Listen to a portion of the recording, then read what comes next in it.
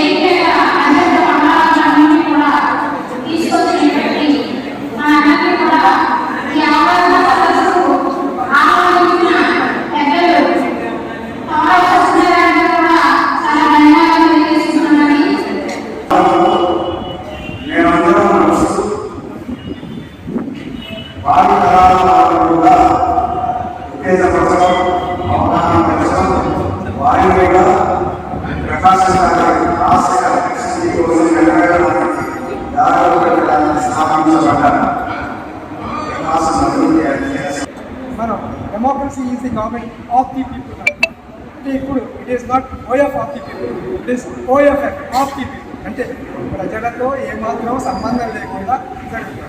అందుకని it is of the people. తర్వాత ఆయన democracy is by the people, BY by అని ఈ రోజులో democracy is not by the people. మీకు అందరికీ తెలుసు, it is PUY by the. అందరికీ తెలుసు, ముఖ్యంగా తెలుగు రాష్ట్రాలు ఆంధ్రప్రదేశ్ రాష్ట్రాలు, తెలంగాణ రాష్ట్రాలు కానీ ఆంధ్రప్రదేశ్ రాష్ట్రాలు కానీ ఒక సామాన్యమైనటువంటి పౌరుడు ఎన్నికల్లో నిలబడేటువంటి వీలనేది లేకుండా ఇప్పుడు కర్ణాటక దగ్గరికి వస్తే గ్రామ స్వరాజ్యాన్ని, గ్రామ పంచాయతీ రిలీజ్ చేయడం దగ్గర నుంచి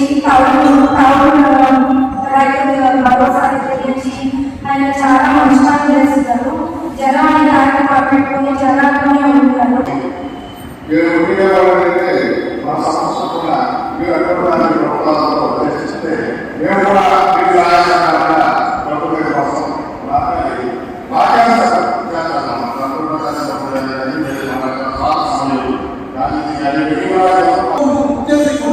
ఇవన్నీ కూడా వచ్చినాయి. దగ్గర మీటింగ్కి వెళ్ళినా కూడా వెళ్ళినప్పుడు కనిపిస్తూ ఉంది అట్లా ముఖ్యేసి లక్షలోనే అందరూ స్పాన్సర్ చేసి ముఖ్యేసి ఉత్తరాన్ని ప్రతి స్కూల్లో ప్రతి కాలేజీలో మనం అందజేసే వాళ్ళకి ఏదో చూస్తారు. అది నాకు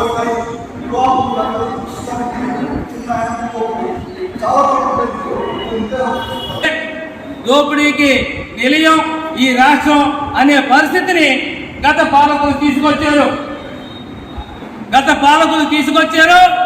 వాళ్ళకు బుద్ధి చెప్పడానికి ఆంధ్రప్రదేశ్ శ్రీకాకుళం నుంచి చిత్తూరు వరకు వీళ్ళందరూ ఒకే తాటి మీదకి వచ్చి ప్రజలు డబ్బిస్తే లొంగరు, వస్తువులు ఇస్తే లొంగరు. వాళ్ళు గతంలో అనేక సంక్షేమ పథకాలు పెట్టి ప్రజలకి మొత్తం రాష్ట్రంలో ఉన్న అప్పులు చేసేసి దోసి పెట్టేసినా కూడా ఈవేళ క్రమశిక్షణ కావాలి ఆంధ్రప్రదేశ్కి, సమర్థుడైనటువంటి నాయకుడు కావాలి ఆంధ్రప్రదేశ్కి. లేకపోతే మనం ఇప్పటికే 20 సంవత్సరాలు వెనక్కి వెళ్ళిపోయాం.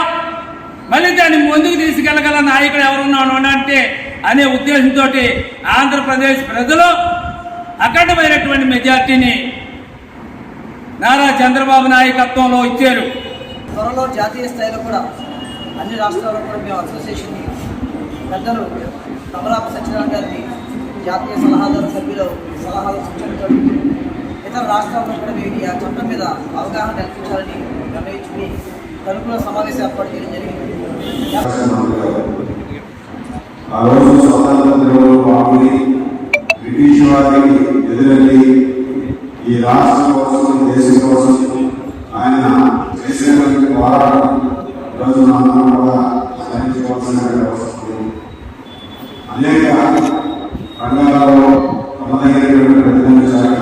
పత్రికా రంగంలో కానీ, నాయక రంగంలో కానీ, రాజకీయ రంగంలో కానీ, సేవా రంగంలో కానీ, ఏదైతే మనం చేపట్టారో అన్ని రంగాల్లో కూడా తమదైనటువంటి ఆంధ్రప్రదేశ్గా ప్రజాసేవ గుర్తింపబడి ఆంధ్రప్రదేశ్ బ్రహ్మపతి ప్రకాశం గారు చిరస్థాయిగా నిలుచుకోవడానికి